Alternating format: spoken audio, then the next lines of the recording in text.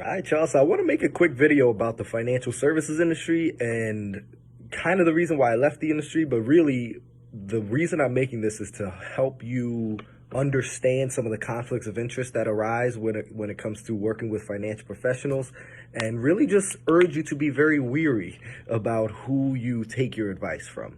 I really want my clients, all of you, I want you to go into conversations with financial professionals from a place of power, right? I don't want you going into those conversations saying, hey, you know everything, so just tell me what to do with my money. No, I want you to have the knowledge and to be empowered and to have a good idea of what is great for you, so that you're working with financial professionals simply to maybe get a little bit of advice, a little bit of direction, but mostly to just help you implement the plan. Right? I want you to be your own financial planner and to use financial planners to just implement the plan that you know is best for you. Because everybody's going to have their own biases. They're going to have their own opinions about what is best. You need to make sure you do your own education and research to develop that knowledge, because you don't want to give your power away. You don't want to go to these people and just say, hey, tell me what to do with my money. No, you want to know what is going on. So the reason this is so important is because not everybody in the financial services industry has your best interests at heart. There is a standard. There are two different standards. There's the suitability standard, and then there's the best interest standard. Suitability means that a financial product or plan simply has to be suitable for you. It doesn't necessarily have to be in your best interest. It just has to make some sort of sense for you, right? Suitable. Not as high a standard as the best interest, which means whatever the financial plan is, the products you're placing, the recommendations the advisor is making, have to be in your best interest. It has to be the best thing that you could possibly do, right? Not everybody's held to that standard. Most people in this industry, financial services, are held by suitability standard. So, for example, let's say, separate example in a different industry. Let's say you're going to buy a car, right? You know what would be in your best interest is just a sedan that, maybe it's a hybrid or electric. You're trying to save as much money on gas. You don't make a lot of money, so you're not trying to get a luxury vehicle. You just need something to get you from point A to point B, and the cheapest possible, the best gas mileage. That's in your best interest. But then you go to the car dealership and the guy's selling you an SUV that's a gas guzzler and it's got all these luxury bells and whistles, right? Excuse me. And you buy that car. It wasn't in your best interest, right? But it was suitable for you. It did its job. It got you from point A to point B. Probably not in the most efficient way, probably not in the least expensive way, but it was suitable. And that's similar to the financial services industry. So the first firm I was working with, I remember they would tell me certain plans for people, and I'm like, what? Really? You want them to do that when they don't even have an emergency fund? You want them to do that when they don't even have a life insurance? Like, what? And I realized it's because that's suitable and it makes them money. Most financial advisors are not doing fee-based planning. And again, advisor or professional, they're not doing fee-based planning. They're putting together a plan based off of financial products, and they get paid a fee. They get paid a commission based off of the sale of those financial products. Some financial products pay more commission than others, which means now they have an incentive. Excuse me. Still getting over this bronchitis. They have an incentive to sell you the products that make them the most money. And it was something that I dealt with in the industry, because you have to make money. I got to put food on the table for my family.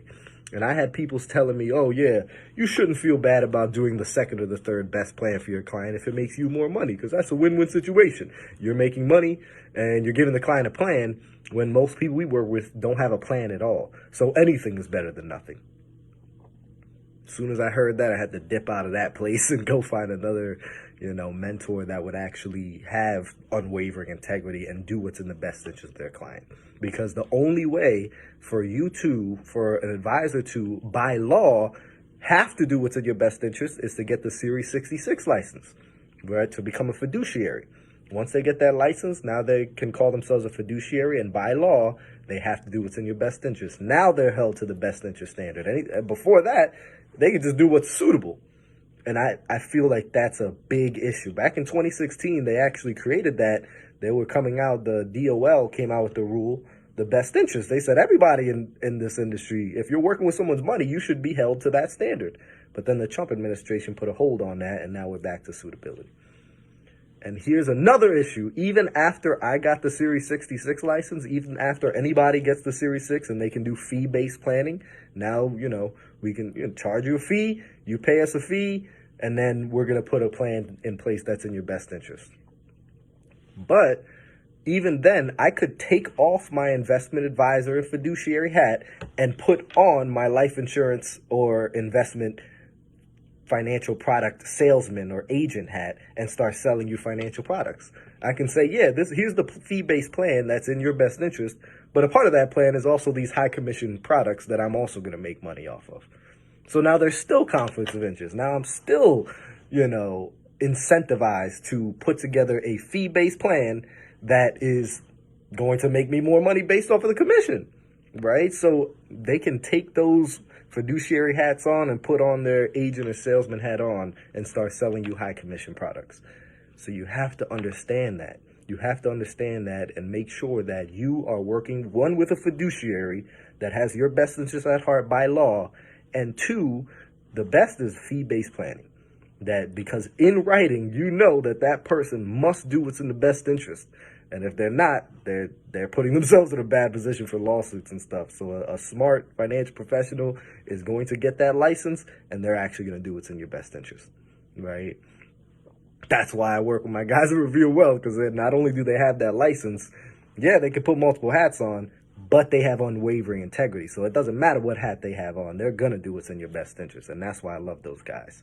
I remember I told my mentor the story about the guy who told me, oh, yeah, you can do the second or third best plan. You shouldn't feel morally bad about that. And he was like, He gave me a piece of paper, and he put it across the table. He said, read that for me.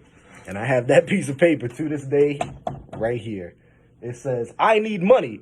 Who can I sell today? And then he scratches out, who can I sell today? And it says, whose problem can I solve today? Who can I educate today? Who can I add value to today? Whose family needs me today? Whose future will change if they just meet with me? I answered those questions, and then I made money. That's the type of guy you want to be working with. Those are the type of people you want to find that have your best interests at heart and do not know that no matter what it means for their paycheck, they're going to put you in the best position possible because they love you, because they actually care about people. And they got into the industry not just to make money for themselves, but to impact lives and help people create wealth, right? True wealth for their families and generational wealth.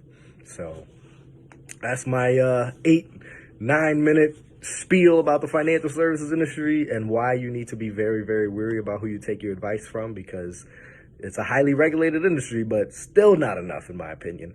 And there's so many folks just out here selling financial products, calling themselves financial advisors or professionals when they don't really have your best interests at heart. So stay wary. I love you guys. Hope this added value, and I'm excited for the next message.